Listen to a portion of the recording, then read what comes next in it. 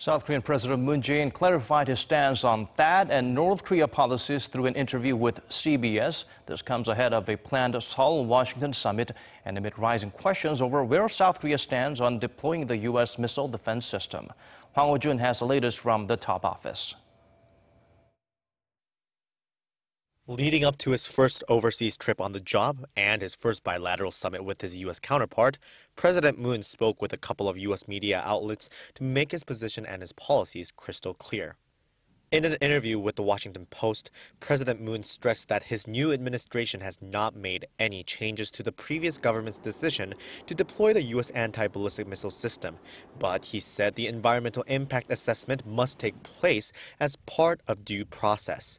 President Moon also branded Kim Jong-un, quote, an unreasonable leader and a very dangerous person, but noted that Kim is the one with total control over North Korea and the one with the authority to denuclearize.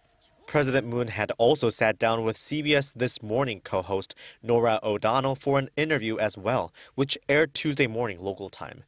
They began with the recent death of Otto Warmbier, the American student detained by North Korea for almost a year and a half, who was released last week in a coma and died.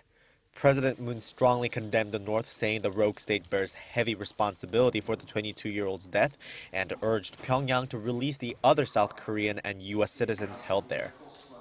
Since his presidential campaign, Moon has stressed that dialogue, alongside sanctions and pressure, are imperative to achieve the complete dismantlement of Pyongyang's nuclear program, leading some to believe that his North Korea policy is at odds with that of Mr. Trump.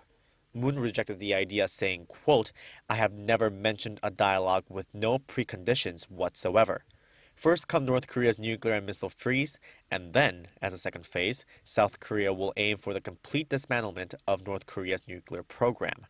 The CBS interviewer asked President Moon whether he thinks President Trump will, quote, allow him or give the, quote, green light to begin a bilateral inter-Korean dialogue. That choice of words raised some eyebrows.